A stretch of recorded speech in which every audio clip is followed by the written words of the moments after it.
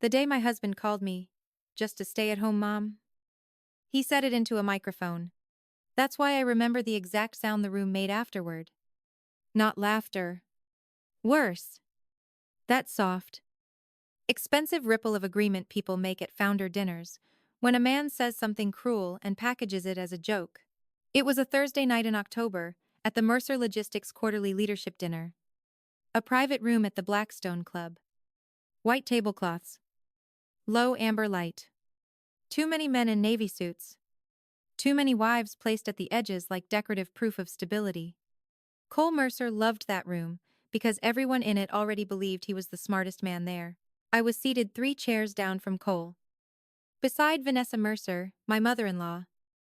Of course, and across from Gideon Shaw, Cole's CFO, who had the cautious eyes of a man who spent his life watching rich people turn their own arrogance into accounting problems. The event was supposed to be a celebration. Mercer Logistics had just landed a regional fulfillment contract that Cole had been bragging about for 6 weeks. Speeches were being made. Wine kept arriving. Phones kept lighting up under the table with messages from managers who were definitely still working while the executives congratulated themselves for building culture. And me? I was there in a black dress I'd bought 3 years earlier. Because Cole once told me women who looked too polished at company functions made investors nervous. That's the thing about men like Cole Mercer. They don't just want your labor. They want to control the brightness of your existence. By then, most of the room knew me only as Marin, Cole's wife, the mother of our 2 daughters, the woman who supposedly stepped back from business after family life became more important. That was the public version. Clean. Respectable. Easy to digest. The truth was uglier. Marin Holloway had not stepped back. Marin had built the financial scaffolding that kept Cole's company bankable in its first 3 years. Marin had written the original vendor risk model, negotiated the first revolving credit terms, and structured the emergency liquidity reserve agreement that let Mercer Logistics survive a brutal fuel spike without laying off half the warehouse staff. But once the company got bigger, and once Cole got comfortable hearing his own name in rooms with chandeliers, my work got relabeled. Support. Help. Early contribution. Good instincts. Then, after the kids came, the relabeling got meaner. Cole started saying things like, Marin doesn't worry about the business side anymore. Vanessa would smile and add, Marin has the most important job now. I hated that line. Because women like Vanessa only call motherhood the most important job when they're using it to lock another woman out of power. So when Cole stood that night with a whiskey glass in one hand and a mic in the other, I already knew where the evening was headed. He had that particular looseness in his shoulders that meant he thought admiration was guaranteed. He thanked the operations team. Thanked Gideon Shaw. Thanked his mother for always keeping the family grounded. Then he looked toward my end of the table, smiled like I was a harmless part of his brand, and said, and of course, Marin keeps things running at home. Because let's be honest, Marin is just a stay-at-home mom. If Marin had to deal with real business pressure, Marin would run screaming. The room laughed. Vanessa laughed first. That mattered, because it told everyone else it was safe. I didn't move. I didn't smile either. I just sat there with both hands around my water glass and watched Cole Mercer publicly reduce the woman who had once saved his payroll to a punchline between the salad course and dessert. Cole looked pleased with himself. Why wouldn't he? In his mind, he'd done exactly what men like him do best, used a woman's sacrifice as character material for his own likability. Then Gideon looked at me. Not casually. Sharply. Because Gideon knew something most of that room didn't. Gideon knew which signature sat on the dormant reserve account tied to Mercer Logistics' emergency operating covenants. Mine. That account wasn't decorative. It wasn't sentimental. It wasn't some old marital leftover with my name still floating on it because nobody cleaned up the paperwork. It was live. Contractual. And ugly in all the ways real power usually is. Years earlier, when Cole was still begging banks to take him seriously, The only way we got approved for the contingency line was through a reserve structure backed by my independent capital and governed by terms I insisted on. After the second lender tried to route everything through Cole's ego, Cole signed it because he needed me then. Later. He forgot. That is the danger of being indispensable to an ungrateful man. He remembers your usefulness only until his pride can survive, misremembering it. So while the room laughed, and Vanessa dabbed at her lipstick, and Cole took a little half-bow, like he'd just delivered the line of the night, I looked at him and realized something with total clarity. Cole Mercer thought I was just a stay-at-home mom, because he had confused my silence with dependency. That was his first mistake. His second mistake was making that joke on the same day Mercer Logistics was about to miss a liquidity ratio trigger tied to the one bank account he no longer remembered I controlled. Here it is. Cole Mercer thought I lived off his company. He had forgotten his company was still breathing through mine, and sitting there in that warm gold room, with everyone still smiling at the wrong person. I decided I was done protecting a man who had just taught the whole room how little he understood about the woman sitting in his own house. By the time dessert hit the table, Cole still thought he had won the room. He had no idea I was about to take the floor out from under him. People started underestimating Maren Holloway Mercer the day I had our second daughter and stopped coming into the office every morning. That was all it took. Not failure. Not withdrawal. Not some dramatic collapse in competence. Just absence from one building. That's the trick with women's labor. Especially in families like the Mercers. The second it becomes less visible, people start rewriting history around it. They don't ask where the work went. They assume the value went with it, so Maren stopped being the one who built the reserve model. Maren became, so lucky Cole provides. Maren stopped being the one who got the bank across the line. Maren became, great with the girls. Maren stopped being the only reason the first credit committee took Mercer Logistics seriously. Maren became just not really in the business anymore. That last line showed up everywhere. At family dinners. At charity functions. At school fundraisers when Vanessa introduced me to other women with that poisonous smile of hers and said, Maren used to help Cole with the numbers before motherhood became her real calling. Used to help. As if I had been sorting receipts in the corner. As if Mercer Logistics had not been built in the exact years when Cole still had panic in his voice. Every time payroll got close and the diesel contracts turned ugly, back then, there was no Blackstone Club. No private room. No polished quarterly dinners. There was a cinderblock office near the first yard in Joliet with a broken coffee machine. One receptionist who cried twice a month from stress. And Cole pacing in steel-toe boots, trying to look like a founder, while vendors circled for blood. Maren built the spreadsheet that saved that place. Maren wrote the liquidity waterfall that kept the company from missing lender covenants during the first winter surge. Maren negotiated personal guarantee language out of the second line of credit. Maren carved out the emergency reserve structure using my own inherited capital after Cole nearly signed a predatory facility that would have cost us the house. Maren forced the bank to accept a dual control account arrangement, because I had seen one too many men confuse marriage with access. Cole agreed then because he was scared. That's an important detail. Men like Cole Mercer respect women correctly, only when they are still desperate enough to need them honestly. Once the danger passes, memory starts getting edited. The woman who saved you becomes the woman who supported you. The woman who structured the deal becomes the woman who believed in you. The woman whose money stabilized the company becomes the woman who never really cared about the business side anyway. Vanessa accelerated that rewrite. She hated any version of reality where Maren looked structurally important. Vanessa liked daughters-in-law.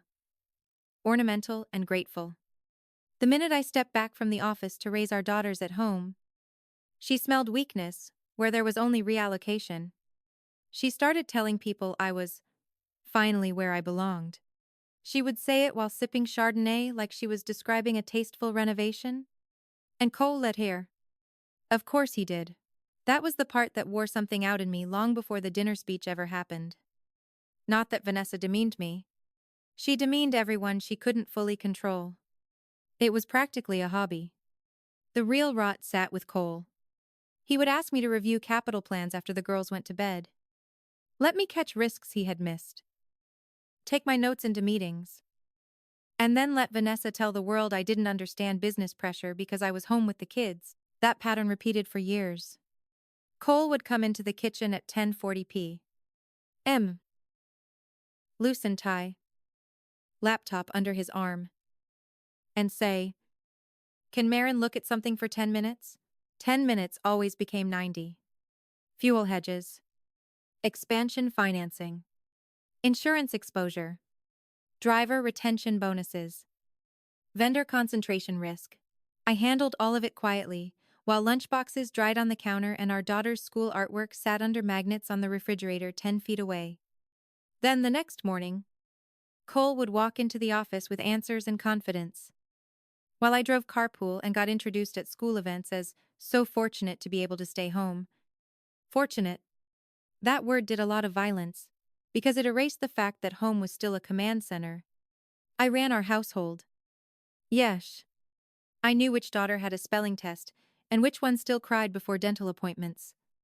I could pack 2 field trip lunches while reviewing a cash flow forecast in my head. I could get marinara off a white uniform shirt and still spot a covenant problem in a lender draft before midnight. Here it is.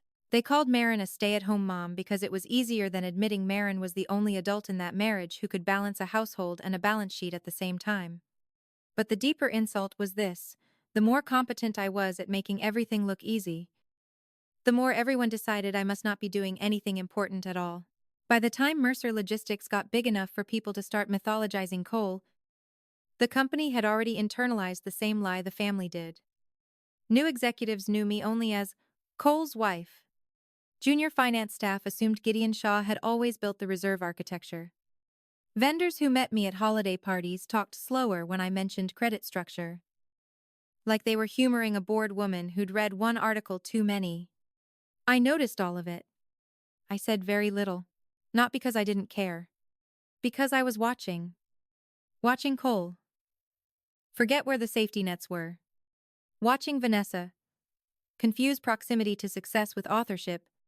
Watching the company grow top-heavy on borrowed confidence, while the old reserve covenant sat underneath it like loaded wiring nobody remembered existed. And the girls? That part was real too. I was home. I was there.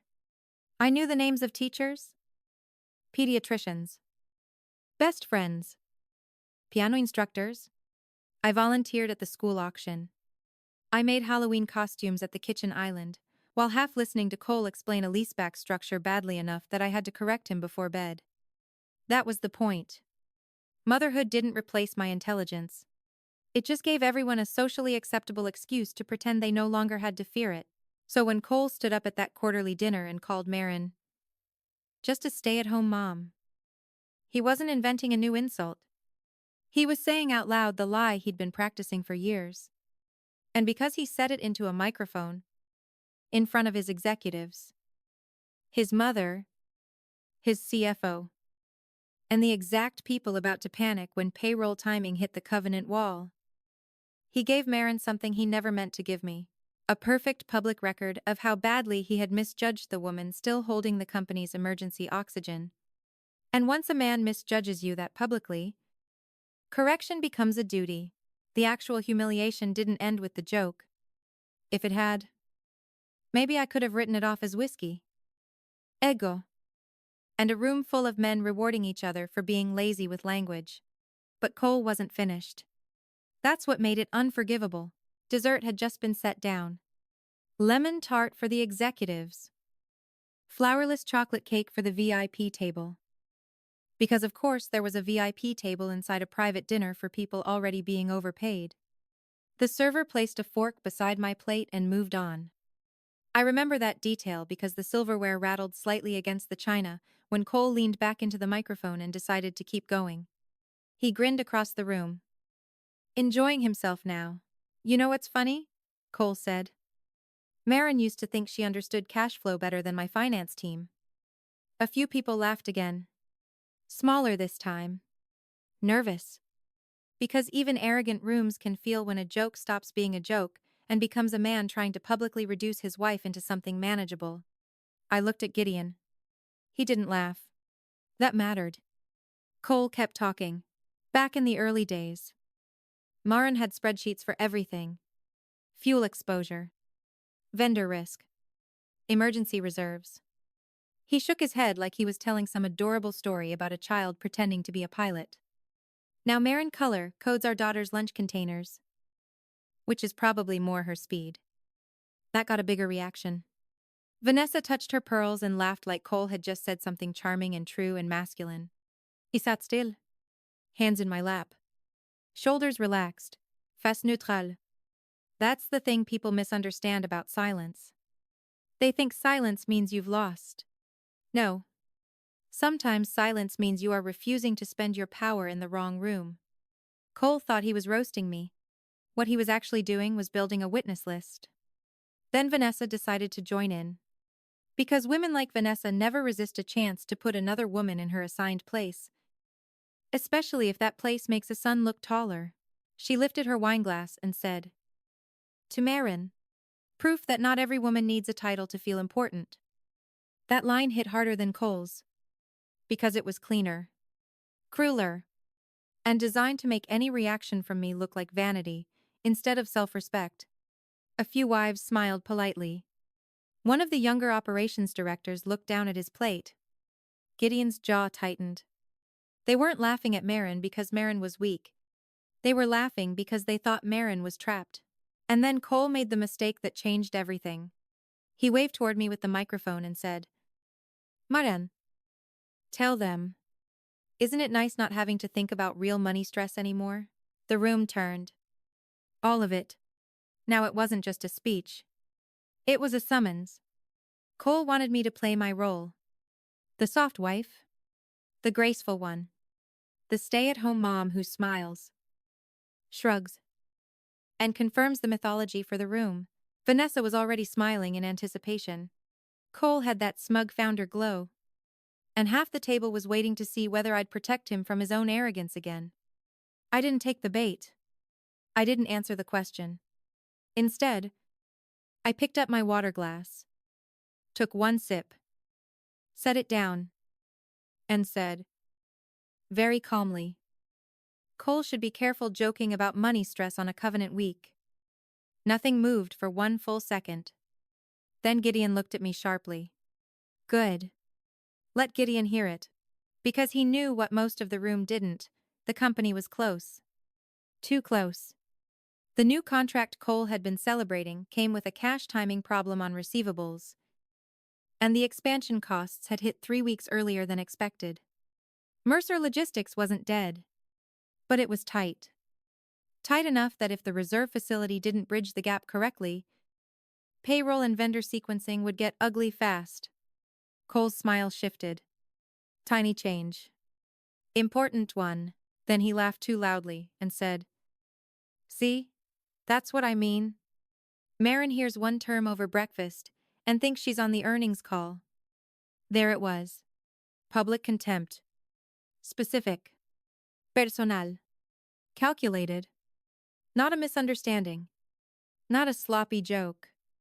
An attempt to humiliate me into compliance after I showed 1 inch of awareness. And because Cole was now embarrassed that I hadn't played along, he pushed harder.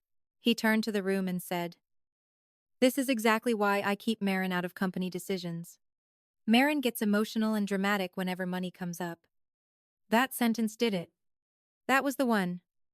Because now Cole wasn't just mocking the stay-at-home wife. He was rewriting the company's origin in real time. Erasing my work. Erasing my competence. Using the room as a witness while he demoted me from founder-level architect to unstable housewife with too many opinions. And he did it in front of people who had benefited from the systems I built. That part mattered. The operations director laughing near the end of the table? He was using a vendor triage structure I designed in year 2. The regional manager nodding along? Her division existed because of a reserve-backed expansion model I forced the bank to approve. Even the Blackstone dinner itself was being paid for by a company that survived its first winter because I had the discipline to tie my own money to terms. Cole still didn't understand. And there sat Vanessa. glowing with satisfaction. There sat Cole, mistaking a microphone for proof of intelligence. There sat a room full of people comfortable enough to enjoy the joke because they thought the woman being erased had no lever left. Wrong. I looked at Cole and saw it all at once. Not just the insult, but the structure behind it. He had spent years converting my labor into his mythology. Tonight he had gone one step further. He had tried to turn my competence into comedy. So I gave him one last chance to stop. I said, quietly, Cole doesn't want Marin talking about money in this room. Cole smirked and leaned into the mic. No, he said. Cole really doesn't. He thought that was the winning line. It wasn't, because the second he said it, Gideon's phone buzzed. Gideon looked down, then up, then back at the screen, and whatever he saw drained the color from his face just enough for me to notice. My phone buzzed a heartbeat later. One email. Automated. Time-stamped. From Reserve Administration. Manual review hold initiated. Emergency liquidity account access suspended pending signatory confirmation. My account. My reserve line. My signature. Cole was still smiling when I read it. That was almost my favorite part. Because the room thought the humiliation had already happened. They had no idea the real one was just beginning. I didn't react in the room. That was the first thing that unsettled Gideon Shaw. Not Cole. Not Vanessa. Gideon. Because Gideon was the only person at that table who understood what that email meant. The second it hit, a manual review hold on that reserve account was not some random banking inconvenience. It was the kind of thing that happened when a threshold had been tripped. A covenant date had aligned badly. Or an internal authorization mismatch had triggered the wrong attention at exactly the wrong time. And Mercer Logistics was too tight for exactly the wrong time. Cole was still holding the microphone. Still smiling. Still enjoying his own voice. When Gideon looked from his phone to me, and then back down again. That was enough. I knew two things instantly. First, the company was already leaning on the reserve, harder than Cole wanted anyone in that room to know. Second, Gideon had just realized the person Cole had spent the last 5 minutes reducing to comic relief was the same person attached to the account, now under manual hold. Good. Let Gideon sit with that. Cole set the microphone down at last, still grinning like the evening belonged to him. And the room started to break back into talk. Silverware moved. Chairs shifted. Someone near the far end asked for another bottle of Cabernet. Vanessa leaned over and touched my wrist, like she was blessing me with patience. Don't be sensitive. Martin, Vanessa said softly. Cole was only trying to lighten the room. No, that line always comes after people stab you in public and want credit for not twisting. I turned to Vanessa and smiled, just enough to make her hand retreat. Vanessa should worry less about the room, I said, and more about what just hit Gideon's phone. That landed. Not loudly. Precisely. Vanessa's face changed first. Tiny flicker. Then Cole followed my line of sight toward Gideon. And for the first time all night, his confidence hesitated. Just a second. That's all arrogance needs to become vulnerable. Gideon looked up slowly. Cole gave a short laugh and tried to smooth it over. What now? He said. Did one of the warehouse managers set a trailer on fire? Nobody laughed. Interesting. Because the room could feel it now. That subtle shift when the joke energy leaves and something operational walks in wearing steel-toe boots. Gideon didn't answer right away. He stood, checked the screen again, and said, too carefully, Cole. Gideon needs a minute. There it was. Not we're fine. Not minor issue. Not even later. Needs a minute. Cole hated being challenged in front of witnesses. Especially by employees. Especially in rooms where he had just performed dominance. So he frowned and said, louder than necessary, Gideon. Unless payroll bounced. It can wait. Cole had no idea that wait was a luxury his company had already spent. Gideon's jaw tightened. Then he said the one thing that changed the temperature at the whole table. "It's the reserve account." Dead stillness. Not everyone understood it. But enough people did. The finance director at the end of the table. Operations lead. 2 board-adjacent advisors. And most importantly, me. Cole looked annoyed more than alarmed. Which told me he still hadn't caught up. "What about it?" he asked. I stood. Not suddenly. Not dramatically. Just stood. Smoothing the front of my dress like I was excusing myself from a dull conversation, instead of stepping into the center of the problem my husband no longer understood. Then I picked up my phone and read the message once more. Manual review hold initiated. Emergency liquidity account access, suspended pending signatory confirmation. Signatory confirmation. My name. Midbank. My reserve line. And Cole had just told a room full of executives that I was just a stay-at-home mom. Poetic. I looked at Gideon first. Because he deserved the courtesy of accurate language. "Was tonight the liquidity transfer window?" I asked. Gideon hesitated. That was answer enough. I asked again. "Was tonight the transfer window?" "Gideon?" "Yes," he said quietly. Cole snapped. "Can somebody explain why Marin is interrogating my CFO at dinner?" I turned to Cole then. And because I had kept my dignity, instead of spending it on humiliation, every eye at that table came with me. "Because," I said calmly. Cole built tonight's joke on the assumption that Marin was not still the controlling signatory on the emergency reserve account. Nothing moved. Vanessa went pale in a way she would later deny. Cole blinked once. Gideon shut his eyes briefly, like a man watching a preventable bridge collapse in slow motion. Then Cole laughed. "Wrong move." Of course he laughed. "Come on," he said. "That old account is a technicality?" "No. That word was a gift." I nodded once and said, "Then Cole should explain to this table why a technicality is about to freeze payroll sequencing, vendor disbursement timing, and tomorrow morning's covenant cure transfer." The finance director looked up so fast, her fork hit the plate. There it was. No more dinner theater. No more founder comedy. No more Vanessa's polished poison. Now the room was hearing numbers under the tablecloth. Cole stood too quickly, knocking his chair back half an inch. "Marin," he said. Low and furious now. "Not here." Again. No. That line was dead. Cole used "not here" only after he had already chosen "here" for the humiliation. I slipped my phone into my clutch and said, "Cole made Marin small in public. Cole doesn't get private solutions now." That was the moment the room turned. Not emotionally. Structurally. Because suddenly I wasn't the wife anymore. I was the person standing between Mercer Logistics and a very ugly morning. I didn't raise my voice. I didn't explain further. I didn't rescue Cole from the next 10 seconds by clarifying anything for him. I simply looked at Gideon and said, "Gideon can meet Marin in the side conference room in 2 minutes. Bring the current liquidity sheet, the covenant trigger notes, and the reserve transfer history." Then I looked at Cole.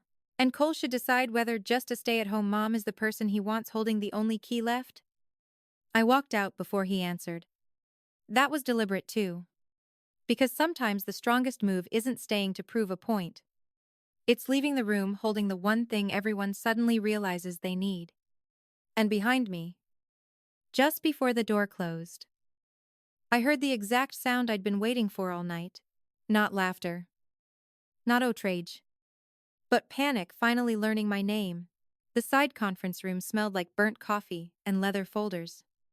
That detail stayed with me because it was such an ordinary room for the kind of truth that was about to rearrange everything.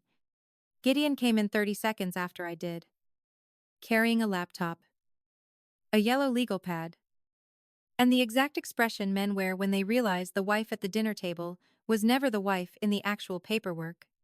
Cole arrived last.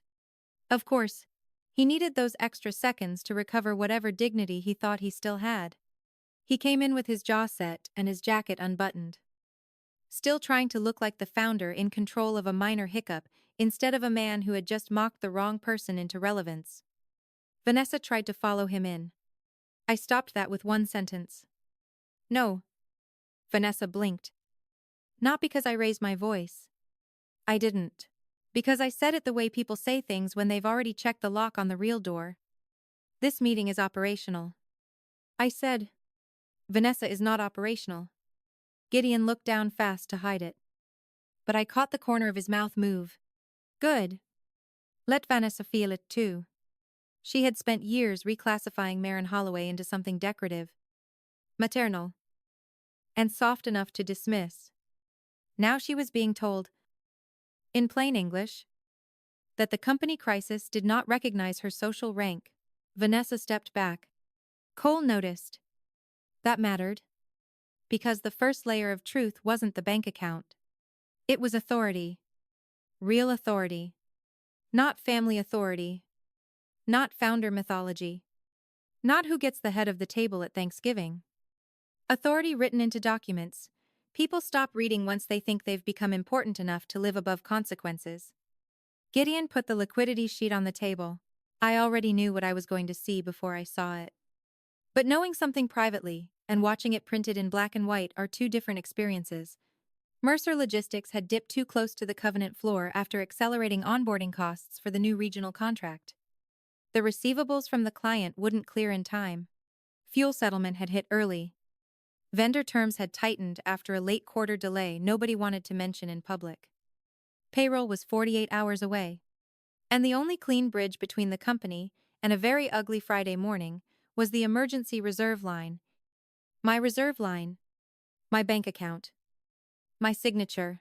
Cole crossed his arms and tried to speak first. Wrong move. This is temporary, he said. The bank probably flagged something routine. Gideon just needs to call. No, I said.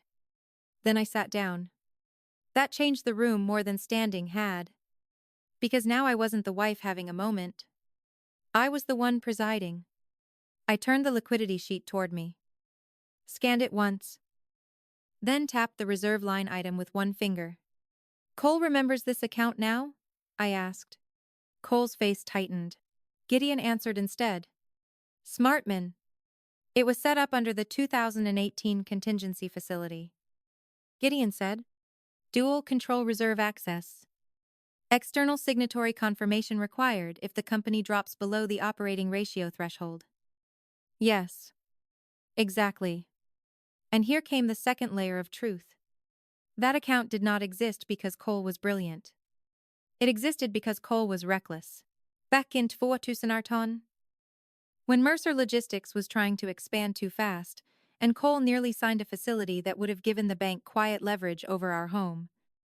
I stepped in. Not to help. To stop him from drowning us both.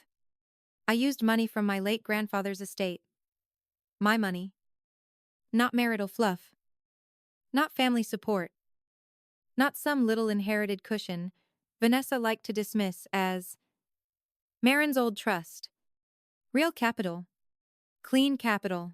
And I agreed to tie a portion of it to a reserve structure only on one condition. The release authority would require my live sign-off if the company entered a covenant-sensitive window. Cole signed because he needed the deal. Then he spent the next few years pretending that part didn't matter. Cole Mercer called Marin just a stay-at-home mom, because men like Cole always mistake the person who saved them for the person who now depends on them. I opened my banking app. Then, the secure portal tied to the reserve account. Still live. Still mine. Still requiring me. There was the hold notice in full. Manual review triggered because Mercer Logistics had attempted to draw against the reserve during a threshold event without updated signatory alignment. Which meant one simple thing. Nobody at that company was getting the money unless Marin approved it. Cole must have seen the answer in my face. Because his tone changed. Not respectful. Not yet. Just scared enough to become careful. Marin? He said. Fine. If the account needs a sign-off, Then sign it, and let's move on. There. That was the third layer. Cole still thought this was mechanical. A wife opening a door. A signature. A bridge. Then back to normal. Back to dinner jokes, and Vanessa's little smile, and Cole being the man in the room while Marin resumed invisibility with children's lunch containers and invisible labor and midnight spreadsheet fixes. No. I looked at him for a long moment and said, Cole thinks this is a routine signature because he still doesn't understand what that account actually is. Gideon stayed silent. Smart again. Because he knew now what the room upstairs didn't yet know, the reserve wasn't just a bank account. It was the last surviving piece of the original company structure, the version built when Marin's money, Marin's risk analysis, and Marin's conditions were the only reason Mercer Logistics got through its first real crisis. The company didn't just need my signature. The company was about to discover it had been surviving inside my architecture all along. I turned the laptop toward Cole and opened the original reserve agreement. Page after page. My name. My capital. My conditions. My control language. My signature beside his. Cole stared at it like a man finding out his own house had been built on someone else's land. Then I said the line I had been carrying for years without knowing it. Cole wasn't running a company above Marin. Cole was running a company inside Marin's safety net. And for the first time that night, Cole had nothing clever to say. Good. Because upstairs, the room still thought the joke had already happened. They had no idea the real reveal had just begun. Cole went through panic in the exact order I expected. First dismissal. Then irritation. Then private anger. Then the quiet, ugly fear men get when paperwork starts speaking louder than they do. He stared at the reserve agreement on the screen, like he could bully the clauses into changing shape. This is ridiculous. Cole said. It's still my company. No. That word mattered. Still. As if ownership were a mood. As if founding something badly gave him permanent moral custody over every structure built to keep it alive. I folded my hands on the table and said, Then Cole should have read what Cole signed. Gideon looked down again. Smart? Very smart. Because he understood the next 10 minutes were going to redraw the company's internal map. And the safest place for a CFO in that moment is near the truth and far from the founder's ego. Cole started pacing. That old move? The one he used when he wanted motion to substitute for thinking. 3 steps to the credenza. Turn. 3 steps back. Jaw tight. One hand at his hip like the room owed him surrender, because he was burning calories. Marin, he said, trying for reasonable, and landing somewhere closer to threat. We don't have time for this. Release the hold. There it was again. Not a question. Not a conversation. En instruction. I almost admired the consistency. Even now, with the reserve account frozen, and the company tight enough to feel it by morning. Cole still believed Marin's highest function was compliance. A man only calls your power drama when he built his life on the assumption he'd never have to ask for it respectfully. I slid the printed liquidity sheet back toward Gideon. Walk Marin through tomorrow morning, I said. Gideon didn't move right away. He glanced at Cole. Of course he did. Years of survival had trained that reflex into him. I saved him from it. Gideon, I said evenly. If the reserve line doesn't clear tonight, what happens first? Gideon inhaled once and answered like a man stepping into weather. The carrier fuel settlement posts at 8 a.m. If that clears before the reserve draw, we'll breach the operating threshold for payroll sequencing. Then what? 2 vendor H batches would likely stall. Then what? Cole cut in sharply. Enough. No. That was the point. Men like Cole live on abstraction. Founder energy. Big picture language. Momentum. Vision. They only start sweating when someone forces the consequences back into sequence. Gideon kept going now. If payroll timing misses, he said, the Joliet and Gary yards would hear about it by noon. Dispatch confidence would get hit. If dispatch confidence gets hit, weekend carrier fill rates could slip. I nodded. There. Now the room had bones. Not glamour. Not ego. Not my company. A fuel settlement. A vendor batch. Payroll. Dispatch. Weekend fill rates. That's how collapse actually enters a business. Not through dramatic music. Through ordinary obligations arriving on time, while the wrong man is still talking like he owns gravity. Cole turned on Gideon. Why are you explaining this like we're dead? Gideon didn't answer. Also smart, because Gideon knew the truth. Mercer Logistics wasn't dead. It was worse. It was exposed. And exposed companies don't need a catastrophe to fall apart. They just need one arrogant founder and one withheld signature in the same 24-hour cycle. My phone buzzed. Then Gideon's. Then Cole's. 3 notifications almost together. Gideon checked first and swore under his breath. I didn't ask. I already knew. The hold had propagated. That was the next layer. The reserve account freeze wasn't living quietly inside my banking portal anymore. It had moved outward into the systems that mattered. Treasury review. Lender alert routing. Internal transaction logging. The company's invisible veins had just started carrying the message. Cole opened his phone. Read. And went pale. Actually pale. No founder act left in it now. What the hell is this? He snapped. He turned the screen toward me. And there it was in clean institutional language. Automated alert. Contingency reserve access pending signatory revalidation. Lender side visibility triggered due to covenant proximity event. Good. Very good. Because now the problem had crossed one of the most important thresholds in corporate life. It was no longer just ours. The bank could see it. That changed everything. Cole looked up so fast the chair behind him clipped the wall. You let the lender see this?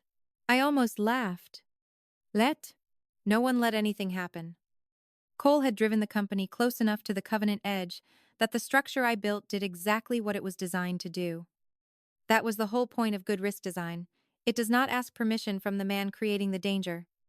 I stood. Cole should hear this clearly. I said, Marin did not freeze his company. The agreement Cole signed froze access because the company hit the exact condition Marin designed it to protect against. That landed hard, because it stripped the drama out of his favorite excuse. This was not revenge masquerading as governance. This was governance doing its job, while Cole tried to call it disrespect. Then the conference room door opened. Talia Briggs stepped in. Controller. 41. Razor sharp. Never wasted words. Talia had been with Mercer Logistics 6 years and survived largely by pretending not to notice how often I was the invisible second brain behind the company's financial decisions. Talia looked at Gideon. Then Cole. Then May. Mercer's lender analyst is asking for immediate clarification on the reserve event. Talia said. Also, Treasury wants to know whether Mrs. Blank. Mercer is approving the release. Mrs. Mercer. Interesting. Not Cole. Not founder. Not CEO. Mrs. Mercer. Even the system had started routing correctly. Cole's humiliation was becoming procedural now, which is always more devastating than emotional humiliation. Emotional humiliation can be blamed on tone. Procedural humiliation gets time-stamped. He tried one more move. He stepped closer, lowered his voice, and said, Marin, stop this now. Whatever point Marin thinks she's making. Enough. I looked directly at Cole and said. Cole made the point into a microphone. Marin is just reading him the consequences. Talia's expression changed only slightly. But enough. Not pity. Recognition. Good. Let her have it. Because once controllers, CFOs, and lender analysts start seeing you correctly, the room can never quite force you back into decorative wife mode again. I turned to Talia. Prepare the full reserve history. I said. Include the original signatory language, the threshold trigger, and tonight's covenant proximity snapshot. No summaries. Raw packet. Talia didn't even glance at Cole. She nodded and left. That was when the panic finally became visible on Cole's face. Not because of me. Because of her. Because staff only stop checking the founder's expression before moving when they have already decided the founder is not the highest surviving authority in the room. And upstairs? While dessert plates were probably being cleared, and Vanessa was likely trying to smile through a room that no longer felt safe, the company was starting to learn the truth one internal message at a time. The stay-at-home mom wasn't outside the business. The business had just run headfirst into her name. The public reveal happened 10 minutes later in the exact room where Cole thought he had already humiliated me enough to stay safe. That mattered. Because if a man chooses the stage for your diminishment, that same stage should be where the truth walks back in and takes his name off the spotlight. Talia came back first with the reserve packet. Printed. Tabbed. Annotated. Beautiful. Not because paper is beautiful. Because consequences are. When they're finally organized. Behind Talia came Gideon. And behind Gideon came something even better. Urgency from the bank. A lender-side analyst was on hold. Treasury wanted immediate confirmation.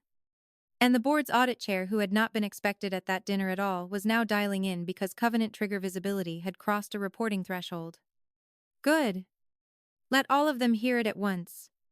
Cole hated that idea instantly. No. He snapped.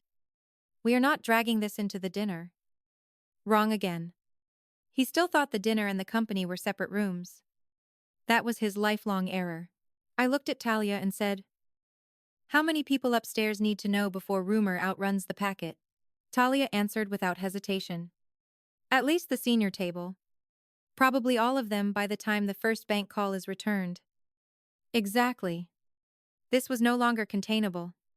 The trigger had already moved outside the conference room. A lender alert is like smoke in a warehouse if you smell it.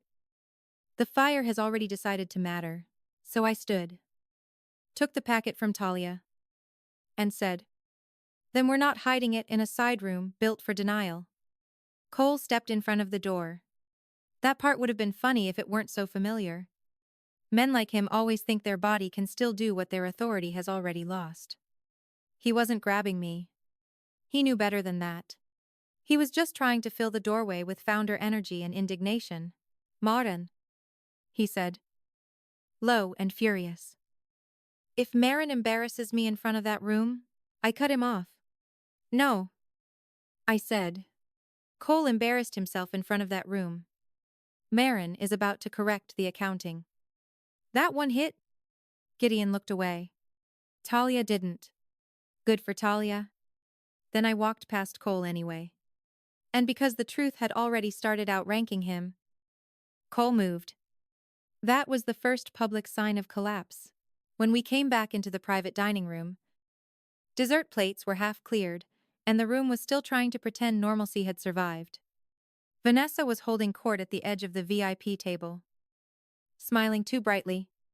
Two operations directors were whispering. Someone from sales had already checked their phones 6 times.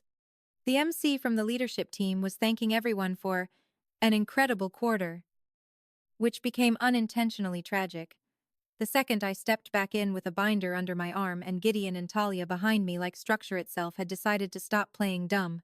The room noticed. Immediately. Cole came in after us. Which made it better. Because now the visual was wrong in exactly the right way. Not founder leading the room. Founder following the woman he had just mocked. The MC faltered. Everything okay? No. I said. You could hear the air tighten. I didn't ask for a microphone this time. I took it. Another thing people only do when they know they're no longer requesting permission from the room. Vanessa stood up halfway. Maren.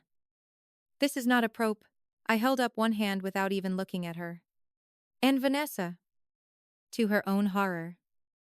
Stop talking. That was the second sign. I faced the room. Every eye was on me now. Not warm. Not sympathetic. Better than that. Alert, I said. 10 minutes ago? Cole Mercer called Marin just a stay-at-home mom and joked that Marin couldn't handle real business pressure. Nobody moved. Good. Let them sit in it.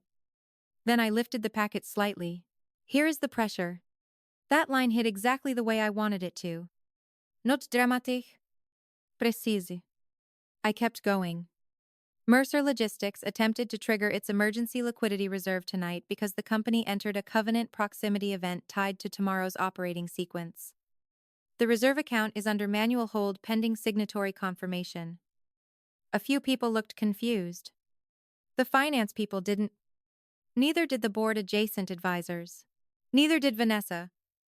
Once she heard the words manual hold and signatory confirmation in the same sentence. Cole tried to step in. Marin is overstating. No. Gideon said. Not me. Gideon. That was lethal. Because the CFO had just publicly corrected the founder in the room where the founder had mocked his wife, Gideon stepped forward just enough to be seen and said, "The reserve event is real. Treasury and lender visibility have already been triggered." There it was. Now the room had no shelter left. No marital filter. No family framing. No founder charm. Just sequence and risk. I looked directly at the executive table and said, "The emergency reserve line Mercer Logistics needs tonight is tied to a structure Marin built in 2018 with Marin's independent capital. Cole signed it when the company couldn't survive without it. That account requires Marin's live approval. Without it, payroll sequencing, fuel settlement, and vendor batches become tomorrow's problem." A woman from regional operations actually whispered, "Oh my God." Yes. Exactly. Because that was the reveal. Not that I had opinions. Not that I once helped. Not that I used to be involved. That the company's emergency oxygen was still running through the woman Cole had just reduced to a punchline. Vanessa found her voice then. "This is unbelievably inappropriate." Vanessa said, "Marin is turning a family misunderstanding into..." "No." I said, finally looking at her. Vanessa helped turn Marin into a social joke. The bank turned it back into a business fact. That ended Vanessa. Not forever. Not yet. But enough for the room. I opened the packet, pulled the signature page free, and held it up so the senior table could see the line that mattered. Contingency reserve signatory. Marin Holloway Mercer. Then I lowered it and said, clearly enough for everyone to hear, the company didn't freeze because Marin is emotional. The company froze because Marin's bank account is the one thing Cole Mercer no longer controls. And that was the moment the room stopped seeing me as Cole's wife and started seeing me as the threshold. Behind the shock. Behind the whispers. Behind Vanessa's tightening mouth and Cole's face draining one expensive shade at a time. I could already feel the next thing arriving. Not disbelief. Fear. Because once a room learns who actually holds the key, everyone starts recalculating where they've been standing. And Cole, for the first time all night, looked like a man realizing the joke had boomeranged hard enough to break his own company. Cole's collapse didn't happen in one big cinematic blast. It happened the way real power failures happen. First the room changed. Then the staff changed. Then the numbers stopped obeying him. That was worse. Because Cole could survive a fight. Cole could survive gossip. He could even survive being exposed as arrogant. If he still controlled payroll, the bank, and the story. But once those three things started leaving him in public, Cole stopped looking like a founder and started looking like what he really was. A man who had spent years taking credit for infrastructure he never fully understood. The first crack came from the audit chair. Not from me. That mattered. Talia's phone buzzed. Then Gideon's. Then one of the board-adjacent advisors at the end of the table. The advisor looked down, frowned, and said, "The audit chair wants immediate confirmation on the reserve event before anyone leaves tonight." There. That was the sound of containment dying. Cole tried to recover with volume. "This is not a board issue," he snapped. This is a banking technicality and a private misunderstanding blown out of proportion. No. Not anymore. Because the second the board says tonight, the company is already bleeding through the floorboards. I looked at the room and said, a technicality doesn't hold payroll hostage. A technicality doesn't trigger lender visibility. A technicality doesn't make a room full of executives forget how to finish dessert. No one touched their plate after that. Cole turned on Gideon next. Predictable. Men like Cole always attack the nearest witness first, when the truth becomes too expensive to deny. Say something useful. He barked. Tell them this is temporary. Gideon looked at Cole for a long second. Then he did the bravest thing he'd done all night. He told the truth. It is temporary, Gideon said carefully. If Marin signs. That was it. That one sentence stripped everything down to its actual shape. Not founder. Not husband. Not provider. Not family authority. Need. The entire company's next 24 hours had narrowed to one fact. Mercer Logistics could keep moving if Marin Holloway Mercer allowed it to. Vanessa stood up so abruptly, her chair scraped the wood floor. This is absurd, she said. Marin would never do this to her own family. I turned to Vanessa and said, Vanessa is still pretending family means Marin protects humiliation after it becomes policy. That hit harder than I expected. Because Vanessa sat down. Not gracefully. Not with dignity. Just sat down. And once the matriarch sits down, the social weather changes for everyone else. Then the controller's phone rang. Talia looked at the screen and answered immediately. No permission glance toward Cole. No hesitation. Another crack. Talia Briggs, she said. Pause. Yes. We're aware. Another pause. Her face changed. Understood. I'll tell them. She hung up and looked directly at me first. Me. Not Cole. The lender wants written confirmation within 30 minutes whether the reserve signatory intends to approve the release. Talia said. If not, they're escalating to formal covenant review at 8:30 a.m.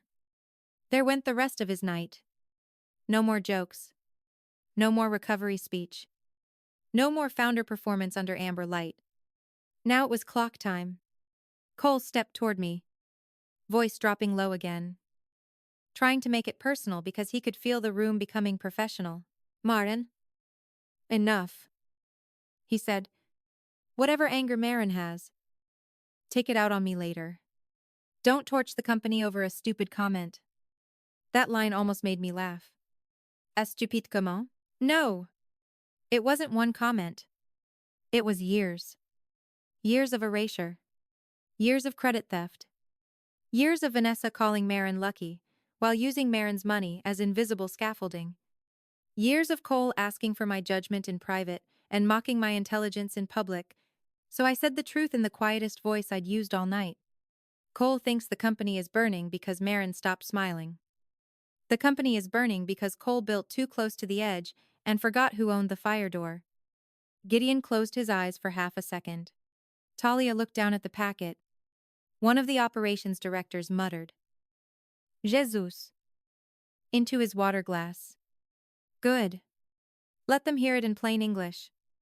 Then came the real collapse. Not from me. From the room. One senior manager stood up and said he needed to call dispatch. Another asked Talia whether tomorrow's vendor run was now at risk. The board-adjacent advisor started typing an email right at the table. Someone from operations whispered, if payroll slips, Joliet blows up by noon. That's how authority dies. Not when people stop fearing you emotionally. When they start routing around you operationally. Cole saw it too. I watched him realize, in real time, that nobody in that room was actually waiting for his next sentence anymore. They were waiting for mine. Or Talia's. Or Gideon's. Anyone tied to the actual fix? Anyone except the founder who had just spent the night calling the fix just a stay-at-home mom. Vanessa made one final attempt to salvage him. Marin? She said, voice trembling with rage. dressed as dignity. After everything Cole has provided? This is how Marin repays him? That one earned my full attention. I turned to Vanessa slowly and said, Vanessa still talks about repayment like Marin was the dependent one. Mercer Logistics spent years drawing confidence off Marin's name. Marin's capital. And Marin's judgment. If anyone is late on repayment, it isn't Marin. Vanessa had no answer. Cole did. But it was the wrong one. He slammed his hand onto the table hard enough to rattle the water glasses and said, This company exists because of me. No, and the room knew it now. Because the next thing anyone heard wasn't agreement. It was Gideon. Quiet? Final. Almost tired. Tonight. Gideon said. The company exists if Marin signs. That ended him. Not forever. Not legally. Not on paper yet. But in that room? Done. The founder myth was dead. The husband-provider myth was dead. The family hierarchy was dead. All that was left was a man in an expensive jacket standing inside a company that had just learned his authority stopped, where my bank account began. And once a room sees that, it never sees him the same way again. I picked up the reserve packet, slid the signature page free, and let the silence stretch just long enough to make every person there understand the scale of what happened next. Because Cole had spent all night deciding who I was, now I was about to decide what happened to him. I did sign the release. That surprises people when they hear the story. They expect the revenge version. The scorched earth version. The woman with the pen hovering over the paper while her husband's company suffocates in front of him. No. That would have been satisfying for about 6 minutes. I wanted something better. I wanted the structure back. So I looked at the signature page. Looked at Gideon. Looked at Talia. And then looked at Cole long enough for him to understand that whatever happened next was no longer a favor extracted from a wife. It was a decision issued by the person he should never have reduced in public. Then I said, Marin will approve the release under conditions. That changed the room again. Because now the company wasn't waiting to see whether I was hurt. The company was waiting to hear terms. The moment a room stops asking whether you're emotional and starts asking what your conditions are, you've already taken back more than your pride. Cole opened his mouth immediately. Of course he did. He still thought interruption was authority. Marin. This is not a negotiation. It is now. I said. Simple. Flat. Final. Cole stopped. Not because he wanted to. Because Gideon didn't rescue him. Because Talia didn't look at him. Because the people at the executive table were no longer focused on founder ego, they were focused on whether trucks moved tomorrow. That was the part I had waited years to see. Reality replacing performance. I placed the signature page on the table and said, Condition 1. The reserve account remains under Marin's direct signatory control permanently. With no amendments. Substitution. Or internal workarounds, without Marin's written approval. Talia nodded before she could stop herself. Good. I continued. Condition 2. Mercer Logistics emergency liquidity structure and covenant oversight are transferred into a formal risk committee effective immediately. Gideon and Talia report to that committee directly on reserve exposure until further notice. Cole laughed once. Sharp? Disbelieving. Stupid. A committee, he said. Marin thinks she's taking over the company because of one hold? No. I didn't answer him directly. That was deliberate. I turned to Gideon instead. What happens if Cole is left alone with the reserve logic again? Gideon held my gaze for half a second. Then said the quiet truth. We'll be back here. Exactly. The room heard it too. Not my husband's opinion. Not family drama. His CFO. That mattered more than any accusation I could have made. So I gave them the third condition. Condition 3.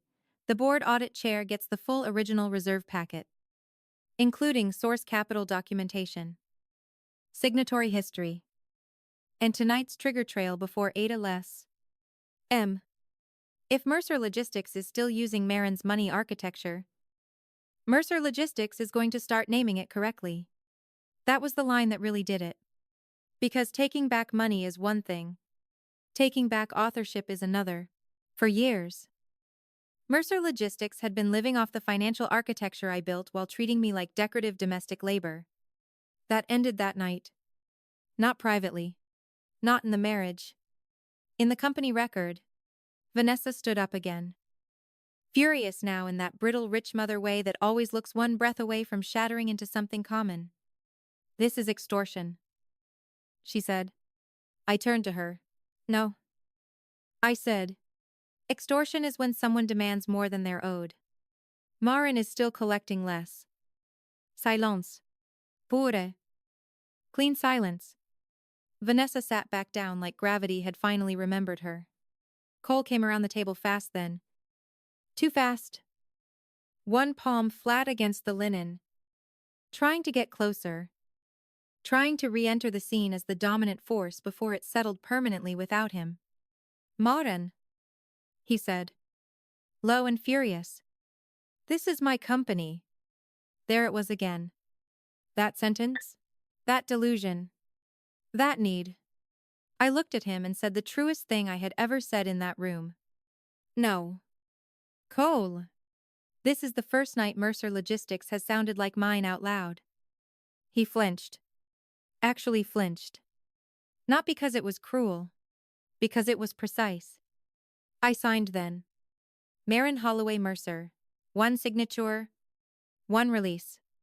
One bridge over the next morning's disaster, but I signed it under my terms. In front of witnesses. With the packet already marked for the audit chair and the reserve structure formally repositioned around my authority instead of Cole's mythology. That is what taking something back actually looks like. Not rage. Reclassification. Talia took the signed page first. Not Cole. That detail mattered. She collected it like it belonged in the chain of command I had just forced into existence. Gideon began routing the treasury confirmation. The executive table started moving again. But differently now, less like a dinner and more like a company trying to survive the night under a reality it should have acknowledged years earlier. And Cole? He stood there watching staff orient around me. That was his real punishment. Not the freeze. Not the exposure. Not even the fact that half the room now knew his company had nearly stumbled because the wife he mocked still controlled its emergency oxygen. No. The real punishment was watching Mercer Logistics recognize Marin in real time. Talia asked me where I wanted the audit packet delivered. Gideon asked whether I wanted the risk committee memo drafted that night or by dawn. One of the operations directors approached and asked if I wanted dispatch insulated from the morning liquidity chatter before rumors spread. Asked me. Not him. Cole Mercer lost the room the moment his company started asking the stay-at-home mom where it should go next. I didn't gloat. Didn't need to. The company was already doing the louder thing for me. It was routing correctly. By the time the dinner ended, the joke was dead. The reserve was released. The company was stabilized. And my name? My actual name? Not Cole's wife. Not Vanessa's daughter-in-law. Not just a stay-at-home mom was attached to the one structure everyone now understood had kept them from an ugly morning. Marin Holloway Mercer. Signatory. Architect. Threshold. And while Cole was still trying to stand inside the ruins of his own sentence, I was already thinking one move further, because getting the company through the night was not the same thing as giving it back. That part was coming next. 3 months later, Mercer Logistics still existed. Cole Mercer did not run it. That was the ending. Not revenge for one dinner. Not a wife getting the last word. Not some pretty little morality lesson about underestimating mothers. No. This was about structure. Because men like Cole survive humiliation all the time. They spin it.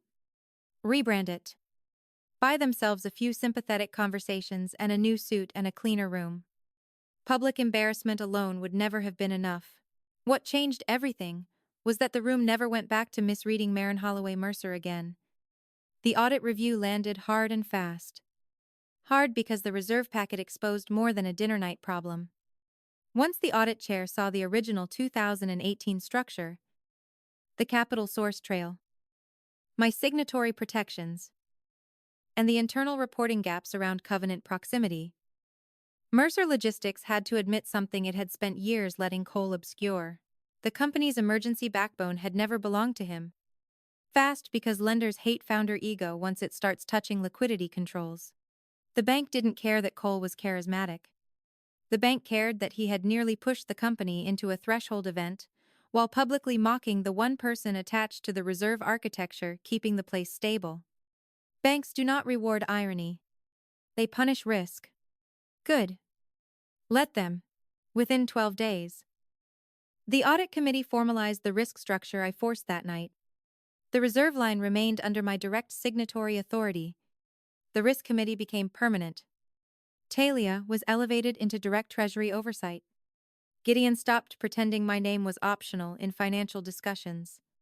Every emergency covenant review had to route through the framework I had built years earlier, and the board had finally been forced to read closely.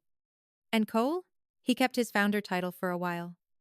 That was the compromise the board made to avoid a media event. Fine. Titles are cheaper than control anyway. Cole lost discretionary authority over liquidity, covenant-sensitive transfers, and lender-facing treasury decisions. Then he lost executive confidence more quietly after that. Not all at once. Piece by piece. The kind of collapse that feels administrative while it's happening. Which is always the most humiliating kind. Because no one has to scream at you when the systems simply stop asking what you think. That was Cole's real punishment. Not my anger. Not Vanessa's embarrassment. Not the fact that the story got around. Because of course it did. No. The punishment was operational irrelevance. Gideon stopped looping Cole into early risk calls. Talia stopped waiting for founder approval to move real information. Board packets started carrying my notes in the margin, and Cole's comments in the appendix. When treasury meetings happened, people checked whether Marin could attend. Could attend. That phrase did more damage to Cole than anything I ever said. Cole Mercer didn't lose his company the night I froze it. He lost it the day everyone stopped needing his permission to keep it alive. As for Vanessa, she tried to recover the old social order for about 2 weeks. Little lunches. Quiet calls. Remarks about family unity. The usual tactics. She even came to my house one Tuesday afternoon while I was helping our younger daughter build a solar system out of painted foam balls at the kitchen table. Vanessa stood there in a camel coat and said, "Marin? Enough has been proven. Now be gracious." That line almost made me smile, because Vanessa still thought grace meant returning power to the people who abused it once the lesson had been made visible. So I told her the truth. Vanessa taught everyone to confuse Marin's restraint with smallness. Marin is done subsidizing that mistake. Vanessa didn't come back. The marriage ended without spectacle. That part matters too. No shattered glass. No screaming lawn scene. No performative misery. Cole moved into the downtown condo he used to pretend was just for late meetings. The divorce attorneys did what divorce attorneys do. Numbers were reviewed. Histories were opened. Claims were tested against documents instead of confidence. That is not a romantic process. But it is a clarifying one. And clarity was all I wanted by then. Because once I saw the full shape of the marriage, I couldn't unsee it. Cole didn't just demean Marin one night. He had built a whole emotional economy around the assumption that my labor would remain invisible. My intelligence would remain useful. And my public identity would remain small enough to protect his. I wasn't going back to that. Not for the girls. Not for appearances. Not for everything we built. What we built had 2 separate stories in it. One of them was a family. The other was a power arrangement disguised as marriage. I kept the part worth keeping. The girls stayed with me in the house during the school week. Life became quieter, cleaner, less performative. I still packed lunches. Still handled dentist appointments. Still signed permission slips and sat through choir concerts, and knew exactly where each missing sneaker had probably gone. But now when I sat at the kitchen island with coffee and a risk packet open before sunrise, I wasn't doing it as the invisible backstop to a man who would laugh about me by dessert. I was doing it under my own name. Marin Holloway. That was the final order. Not wife as function. Not mother as reduction. Not supportive woman, quietly holding up a man's architecture while he thanks everyone else under warm lights. The company stabilized within the quarter. The yards kept running. Payroll hit on time. Vendor confidence returned. The bank relaxed once the reporting discipline improved. The board eventually offered me a formal advisory seat. I took it on my terms. And the next time Mercer Logistics held a leadership dinner, I attended because I chose to. Not at the edge. Not under Cole's name. Not as anyone's proof of softness. When the introductions began, Talia stood at the front of the room and said, "Before we start, I want to acknowledge the reserve framework and governance reforms that kept Mercer stable this year. Those came from Marin Holloway. Just that. No overpraise. No correction speech. No apology performance. Just accurate language in a room that had finally learned how expensive inaccuracy could become. I didn't need anything more. Because by then everyone there understood the truth Cole had mocked into visibility for me. Marin wasn't just a stay-at-home mom. Marin was the reason the company survived long enough for anyone else to keep calling it theirs. And once a woman takes back the truth, the money, and the structure all at once, she doesn't go back to being misnamed for anyone's comfort ever again.